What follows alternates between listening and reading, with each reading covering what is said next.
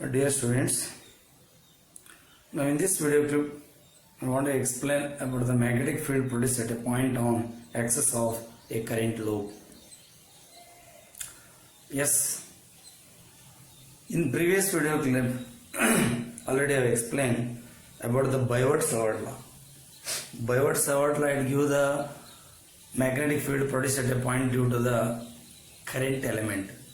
Magnetic field current element ಇಂದ produce ಆಗತ್ತೆ. ಎಷ್ಟು ಪ್ರೊಡ್ಯೂಸ್ ಆಗತ್ತೆ ಅನ್ನೋದು ಒಂದು ಇಕ್ವೇಶನ್ ಆಗಿ ಬರೆದ್ವಿ. That is D B is equal to μ0/4π I DL sine theta divided by R square ಅಂತ ಹೇಳಿಬಿಟ್ಟು.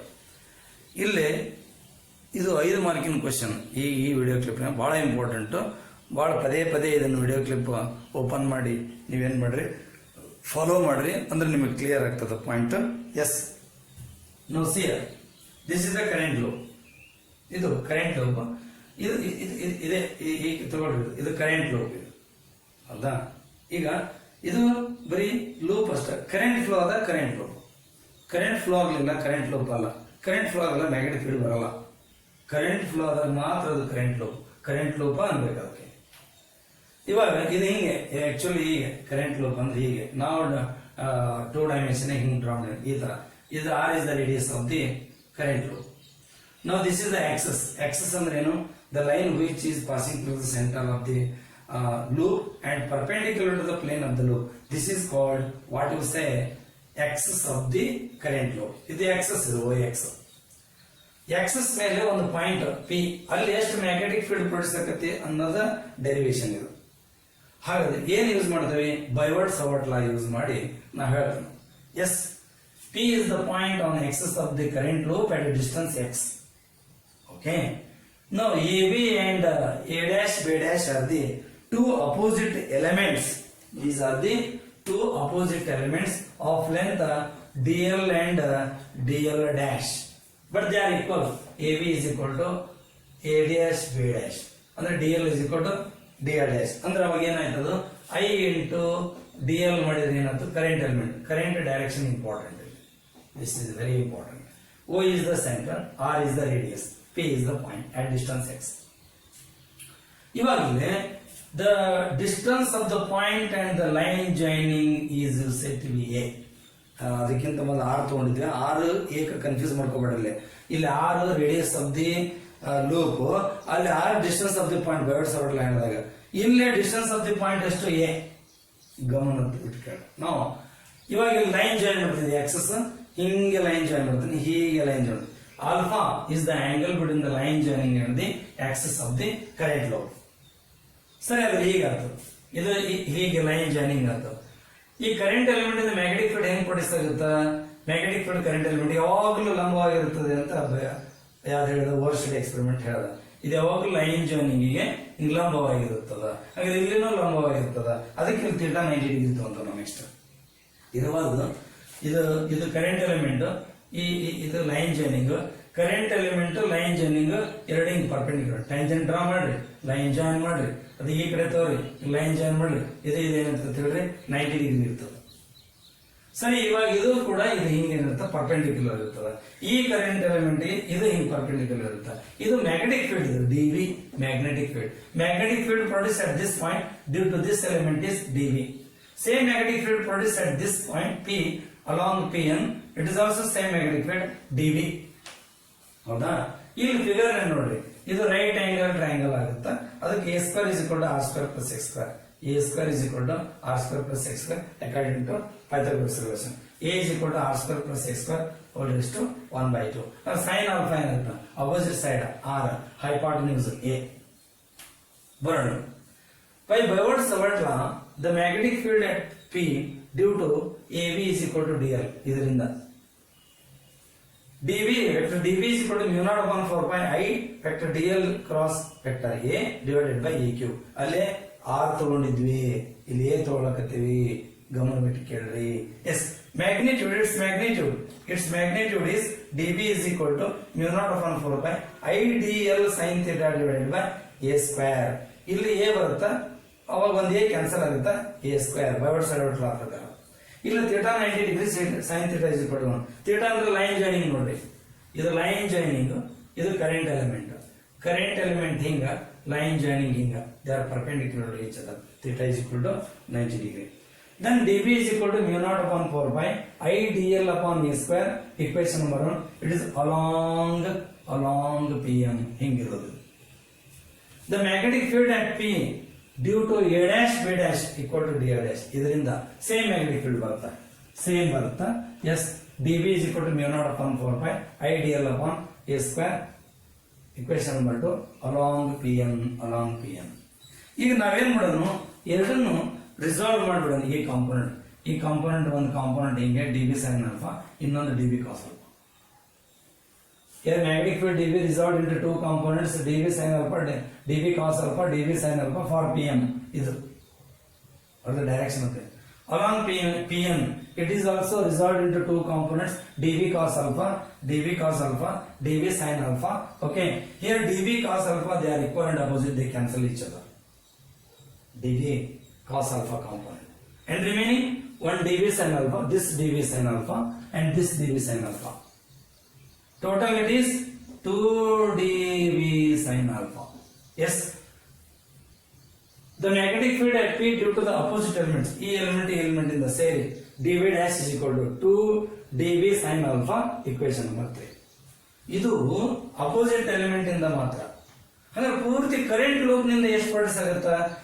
Net magnetic field at P due to the current loop, B is equal to summation over dB dash. ಇವನ್ನೆಲ್ಲ ಕೂಡಿಸಬೇಕು. ಈ opposite element ಇಂದ next ಎಲ್ಲೇ semi circular ಅಷ್ಟ ಅರ್ಧ ಬರುತ್ತೆ. ಮತ್ತೆ ಅಪೋಸಿಟ್ ಎಲಿಮೆಂಟ್ಸ್ ಕಂಟಿನ್ಯೂ ಆಗ್ತಾವ, ರಿಪೀಟ್ ಆಗ್ತಾವ. ಆ ಉದ್ದೇಶಕ್ಕೆ ಇಲ್ಲೇನ್ ಮಾಡ್ತೀವಿ, dB summation dB dash summation D 2 dB sin alpha. ಅಂದ್ರೆ 2 dB, dB ಅಂದ್ರೆ ಏನು, mu naught upon 4 pi I dl upon a square. sin alpha ಅಂದ್ರೆ ಏನು, r upon a, ಇಲ್ಲೇ ಬರ್ತೀನಿ ನಾನು starting.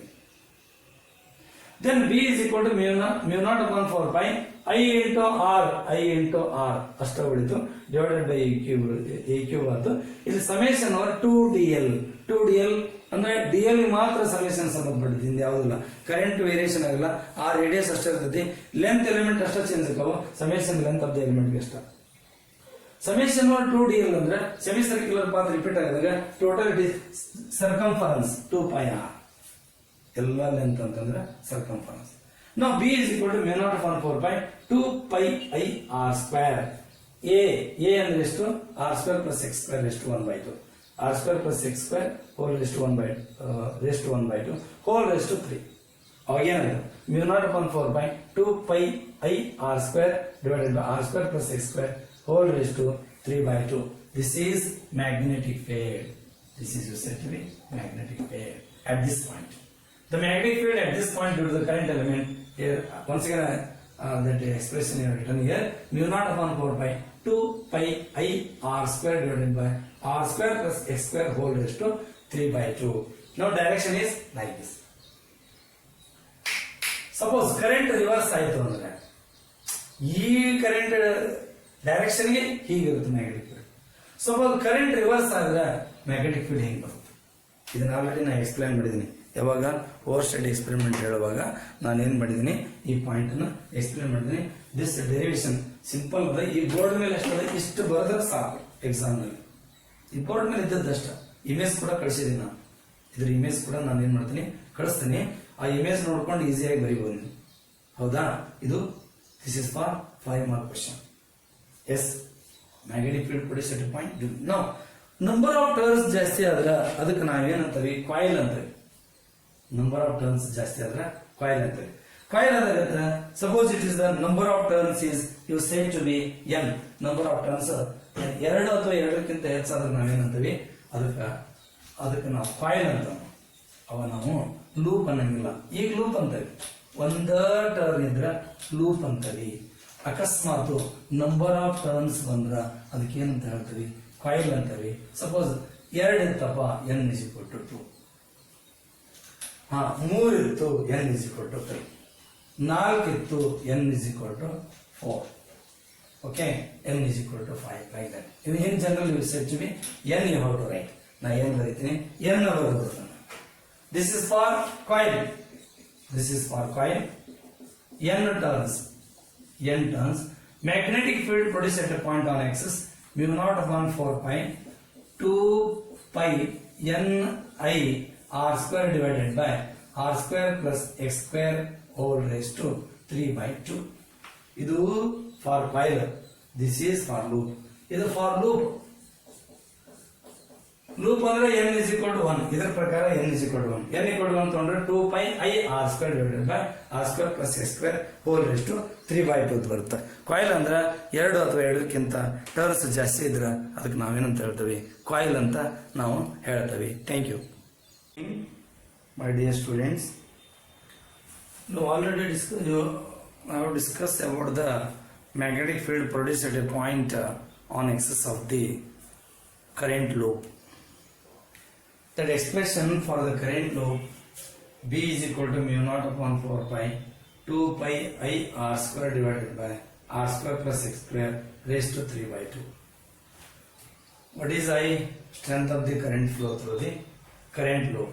This is said to be current loop. Current ಯಾವ direction ತಗೊಳ್ತೀವಿ, ಈ ಡೈರೆಕ್ಷನ್ ತಗೊಳ್ತೀವಿ. Okay. X, what is X? X is the distance of the point. X is the distance of the point from the, what do you say, center of the coil. Now R is said to be radius. R is the radius of the coil, or said to be current loop. This is the expression for the magnetic field produced at a point on the axis of the current loop. Now what is the magnetic field produced at a point on axis of the current carrying coil? ನಾನು ಇದಕ್ಕಿಂತ ಮೊದಲು video clip ಹೇಳಿದೆ, ಒಂದೇ turn ಇದ್ರೆ loop ಆಗುತ್ತೆ, 2 ಅಥವಾ 2ಕ್ಕಿಂತ ಹೆಚ್ಚಿತ್ತಂದ್ರೆ coil ಅನಿಸ್ಕೊಳ್ತವೆ. ಅವಾಗ ಏನಾಗುತ್ತೆ, ಇಲ್ಲಿ n ಮಲ್ಟಿಪ್ಲಿಕೇಶನ್ ಆಗುತ್ತೆ, ಅವಾಗ ನಾವು 2 pi ನಾವು mu naught divided by 4 pi 2 pi n I r square divided by r square plus x square whole raised to 3 by 2. What is n? N is the number of turns in the coil. ಇದು coil, ಇದು current carrying coil, ಇದು current loop in magnetic field. ಈಗ ನಾವೇನ್ ನೋಡೋಣ, on either side of the center of the current loop how the magnetic field varies. ಯಾವ ತರ variation ಆಗುತ್ತೆ, with what? With a distance on either side of the center of the coil. Now see here, the magnet, now you draw the graph magnetic field along the y-axis, and distance along the x-axis. X equal to 0, what is the mean? Point at the center of the current loop. And point at the center of the current loop, at that time what you say, x equal to 0.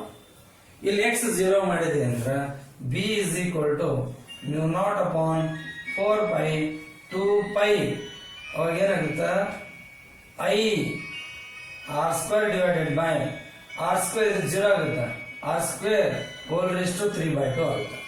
ಅವಾಗ 2 cancel ಆಗುತ್ತಲ್ಲ, ಇಲ್ಲಿ ಏನಾಗುತ್ತೆ, 2 cancel ಆಗುತ್ತೆ. ಇವಾಗ ಇಲ್ಲೇ 2 cancel ಆದಾಗ ಏನಂತ, ಇದು 2 ಕ್ಯಾನ್ಸಲ್ ಆಗುತ್ತೆ, raised to 3 ಬರುತ್ತೆ. raised to 3 ಬಂದ್ರೆ ಏನಾಗುತ್ತೆ, mu naught upon 4 pi 2 pi I divided by r ಬರುತ್ತೆ, 2 pi I divided by r. ಇದು ಕರೆಂಟ್ ಲೂಪಿಗೆ ನಾ ಹೇಳಿದ್ದು, current loop. Current carrying coil ಏನ್ ಬರುತ್ತೆ, 2 pi n I divided by r ಬರುತ್ತೆ.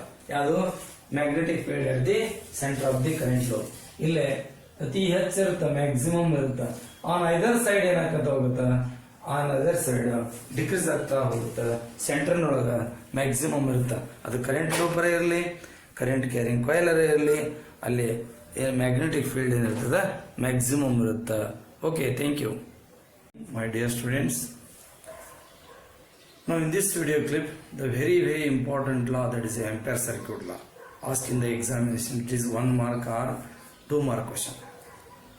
And with the help of this Ampere circuit law, you derive an expression for the magnetic field produced at a point due to the long straight current carrying wire or conductor. That is asked in the examination for 3 mark. Okay, I want to explain in this video clip for 5 mark phenomenon or points. One is for 2 mark or 1 mark, and another one is 3 mark.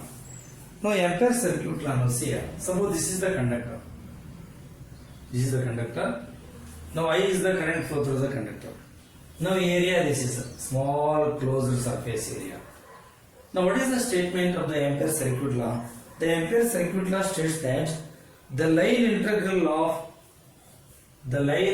of the area, okay, the line integral of the area, the magnetic field for a closed curved area is equal to mu naught times of the current threaded over that area. The Ampere circuit law, it states that it is the current threaded the area is, that is I. The line integral of the magnetic field over the closed curve. This is the line integral of the magnetic field over the closed curve is equal to mu naught times of the current threaded over that area, closed surface area. This is the Ampere circuit law. ಹಿಂಗೆ ಬರೆದ್ರೆ line integral, ಹಿಂಗೆ ಒಂದೇ line draw ಮಾಡಿಬಿಟ್ರೆ integration ಮೇಲೆ ಇದೇನಿದೆ line integral. ಹಾಗಾದ್ರೆ D L ಹೆಂಗೆ ತೊಗೊಳ್ತಿ, magnetic field ಹೆಂಗೆ ತೊಗೊಳ್ತಿ? ಈ ಫಾರ್ ಎಕ್ಸಾಂಪಲ್ ಇದು ಮ್ಯಾಗ್ನೆಟಿಕ್ ಫೀಲ್ಡ್ ಅಂತ ತಿಳ್ಕೊ, ಏನು ಮ್ಯಾಗ್ನೆಟಿಕ್ ಫೀಲ್ಡ್ ಅಂತ ತಿಳ್ಕೊ. ಅಲ್ಲಿ ಎಲಿಮೆಂಟ್ ಏನದ, ಡಿ ಎಲ್ ಅದ ಅಂತ ತಿಳ್ಕೊ. ಇದು ಮ್ಯಾಗ್ನೆಟಿಕ್ ಫೀಲ್ಡ್ ಡಿ ಎಲ್. ಈ ಡಿ ಎಲ್ ಮ್ಯಾಗ್ನೆಟಿಕ್ ಫೀಲ್ಡ್ ಹೀಗೆ ಇರುತ್ತೆ, ಆ ಡಿ ಎಲ್ ಹೀಗೆ ಇರುತ್ತೆ. ಅದು length of the magnetic field line. ಇದು length of the magnetic field line. ಈ ಕಾನ್ಸೆಪ್ಟ್ ಬೇರೆ. ಇದು length of the magnetic field. ಇದು magnetic field line closed curve. Okay, ಇಲ್ಲಿ ಏನು ಕರೆಂಟ್ ಇರ್ತದಲ್ಲ ಅದು ಇದೇನಿದು line integral of the magnetic field over the closed surface area. Enclosed the surface area is equal to mu naught times of current threaded over that surface area. This is said to be Ampere circuit law. ಕೇಳಿದ್ರೆ ಎರಡು mark ಕೇಳ್ತಾರೆ, state and explain ampere circuit law. Statement ಬರೆದು in equation ಬರೆದು terms explain ಮಾಡೋದು. ಇದು magnetic field, ಇದು length of the magnetic field line, ಇದು ಪರ್ಮಿಯಾಬಿಲಿಟಿ, ಇದು strength of the current. Okay, now with the help of this ampere circuit law, derive an expression for the magnetic field at this point. Suppose this is the point good. Okay, at center of the current carrying conductor. XY is the conductor carrying current I. O is the center of the conductor. R is the distance of the point P, distance of the point, perpendicular distance of the point P from the current carrying conductor. Now it produces the magnetic field here. It produces the magnetic field. ಈ ತರ right hand class rule ಪ್ರಕಾರ ಇಲ್ಲಿ magnetic field line ಹೀಗೆ. Okay, ಅವಾಗ length of the magnetic field line D L, ಇದು magnetic field ಈ point ನಲ್ಲಿ. XY conductor. Now what is the expression for the magnetic field at this point at a distance R? That you have to derive this expression. Now this is the conductor, and this is the magnetic field line in a closed curve like this. Okay, now this is the length of the magnetic field line. This is the magnetic field length of the magnetic field line and magnetic field, they are parallel to each other along the same direction. Now apply the Ampere circuit law here. Ampere circuit law, line integral over the magnetic field over this closed curve is equal to mu naught times of the current threaded over that one. ಅಂದ್ರೆ ಇದು ಬಹಳ close ಆಗಿರುತ್ತೆ point. ನಾವೇನ್ ಮಾಡಿದ್ವಿ, ನಿಮ್ಗೆ idea ಬರಲಿ ಅಂತ ನಾವೇನ್ ಮಾಡಿದ್ವಿ ಹೇಳ್ರಿ, ದೊಡ್ಡದಾಗಿ ಡ್ರಾ ಮಾಡಿದ್ವಿ. ನಾವು vector B dot vector dl means B dl cos theta. Mu naught now is equal to mu naught I. Here theta equal to 0. Why? Because in the same direction there. B parallel to dl. Cos theta is equal to 1. Line integral over B dl into 1 is equal to mu naught I. Now B ಇಲ್ಲಿ integration apply ಮಾಡೋದು length ಗೆಷ್ಟ, variable ಯಾವ್ದು ಇಲ್ಲ length. ಅದಕ್ಕೆ ಇದು ಏನ್ ಮಾಡುತ್ತೆ, ಈ ಲೆಂತ್ ಗೆಷ್ಟೇ integration mu naught I. Now this integral over dl is said to be circumference 2 pi r. Now substitute this one here, b into 2 pi r mu naught I. Now at the magnetic field at this point b is equal to mu naught I divided by 2 pi r. For our convenience you have to write like this or like this. B is equal to mu naught upon 4 pi 2 to multiply 2I divided by r. This is the expression for magnetic field produced at this point due to the infinitely long straight current carrying wire. Now from this expression B is proportional to I. Distance ಅಷ್ಟೇ ಇಟ್ಕೊಂಡು current ನೀವು change ಮಾಡ್ತಾ ಹೋದ್ರೆ B ಏನಕ್ಕತ್ತ ಹೋಗತಿ, change ಆಕತ್ತ ಹೋಗತಿ, ಅದೇನಿರ್ತತಿ ಡೈರೆಕ್ಟ್ಲಿ ಪ್ರಪೋರ್ಷನಲ್ ಇರ್ತದೆ. And whatever the magnetic field produced at point due to the current and this current carrying conductor, it is inversely proportional to distance. ಅಂದ್ರೆ ನೀವು ದೂರ ಹೋದ ಹಾಗೆ ಮ್ಯಾಗ್ನೆಟಿಕ್ ಫೀಲ್ಡ್ ಏನಾಕತ್ತ ಹೋಗತಿ, ಕಡಿಮೆ ಕೆತ್ತ ಹೋಗತಿ. ಅದಕ್ಕೆ ಇಲ್ಲಿ ಇದ್ರ ಮೇಲೆ 1 ಮಾರ್ಕ್ ಕ್ವಶನ್ ಕೇಳ್ಬೋದು ಎಕ್ಸಾಮ್ ಒಳಗೆ, 2 ಮಾರ್ಕ್ ಕೇಳ್ಬೋದು, 3 ಮಾರ್ಕ್. 3 ಮಾರ್ಕ್ ಕೇಳಿದ್ರೆ ಆ ಡೆರಿವೇಶನ್ ಕೇಳ್ತಾರ, ಯಾವುದು ಈ ಡೆರಿವೇಶನ್ ಎಲ್ಲ ಏನ್ ಮಾಡ್ತಾರ ಕೇಳ್ತಾರ. Okay, 3 mark. ಇಲ್ಲೇ 1 ಮಾರ್ಕ್ ಅಥವಾ 2 ಮಾರ್ಕ್ ಕ್ವಶನ್ ಬರುತ್ತೆ. 1 ಮಾರ್ಕ್ ಬಂದರೆ ಸ್ಟೇಟ್ ದ ಆಂಪಿಯರ್ ಸರ್ಕ್ಯೂಟ್ ಲಾ ಅಂತ ಬರುತ್ತೆ. 2 ಮಾರ್ಕ್ ಬಂದರೆ ಸ್ಟೇಟ್ ಆ್ಯಂಡ್ ಎಕ್ಸ್ಪ್ಲೇನ್ ಅಂತ ಬರುತ್ತೆ. ಅಲ್ಲಿ ಏನು ಮಾಡಬೇಕು, ಇದನ್ನ ಸ್ಟೇಟ್ಮೆಂಟ್ ಬರೆದು ಈ ಎಕ್ಸ್ಪ್ರೆಷನ್ ಬರೆದು ಟರ್ಮ್ಸ್ ಎಲ್ಲ ಏನು ಮಾಡಬೇಕು, ಎಕ್ಸ್ಪ್ಲೇನ್ ಮಾಡಬೇಕು. Okay, thank you. Good evening my dear students. Now in this video clip, it is a very important expression for the magnetic force between two parallel conductors carrying current. ನಮ್ಮ physics video clip ಒಂದಾದ್ಮೇಲೆ ಒಂದು serial ಆಗಿ ನೋಡಿದ್ರೆ ಮಾತ್ರ ಅರ್ಥ ಆಗುತ್ತಾ. ಮಧ್ಯದಲ್ಲಿ ಯಾವುದೇ ಕಾರಣಕ್ಕೂ ವಿಡಿಯೋ ಕ್ಲಿಪ್ ನೋಡ್ಲಿಕ್ಕೆ ಹೋಗಬೇಡಿ. ಸ್ಟೆಪ್ ಬೈ ಸ್ಟೆಪ್ ಒಂದಾಗತ್ತೆ, ಒಂದಾದ್ಮೇಲೆ ಒಂದು ನೋಡಬೇಕು. ಯಾಕೆ ಅಂದರೆ ಈ ವಿಡಿಯೋ ಕ್ಲಿಪ್ನಲ್ಲಿ ಇದಕ್ಕಿಂತ ಮೊದಲು ಬರ್ತಕ್ಕಂಥ 2 ವಿಡಿಯೋ ಕ್ಲಿಪ್ಪದ್ದು ಏನದ ಕಾನ್ಸೆಪ್ಟ್ ಅದ. ಏನದು, ನಾವು ಇದಕ್ಕಿಂತ ಮೊದಲು ಹೇಳಿದ್ವಿ, ಏನು ಮ್ಯಾಗ್ನೆಟಿಕ್ ಫೀಲ್ಡ್, ಇದು ಕಂಡಕ್ಟರ್ ಅದಪ್ಪ, ಇದು ದಿಸ್ ಇಸ್ ದ ಕಂಡಕ್ಟರ್. ನಾವು this is suppose is set to be conductor. It is a carrying current I. ನಾವು this is distance is R. ನಾವು it is a point P. What is the magnetic field here?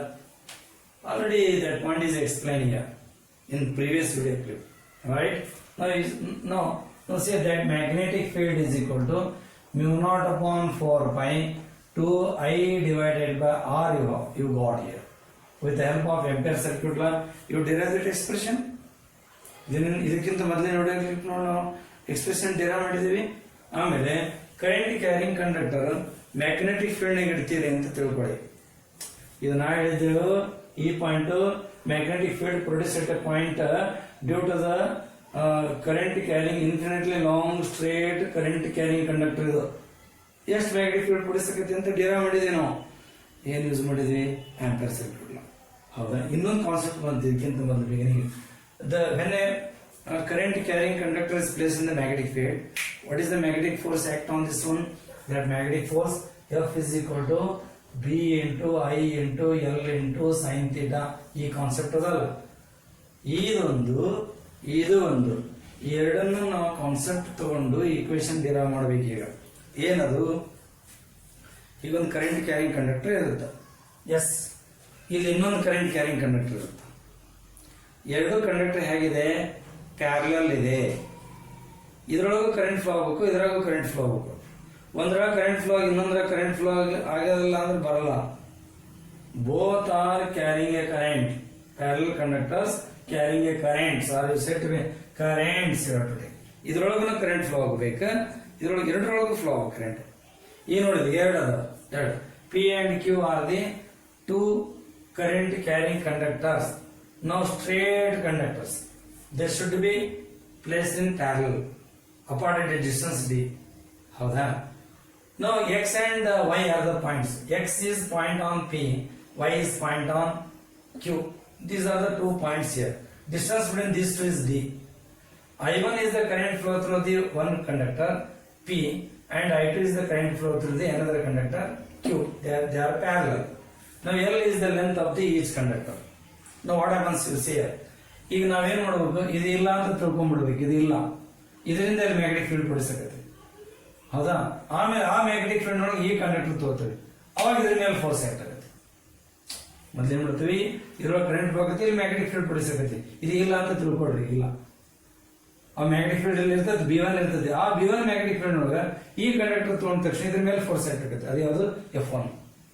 ಈ concept ಇನ್ನೊಂದು ತಿಳ್ಕೊಡ್ರಿ. ಇದ್ರೊಳಗೆ current flow ಆಗ್ತಿರ್ತದೆ, but ಇದು ಇರೋದಿಲ್ಲ.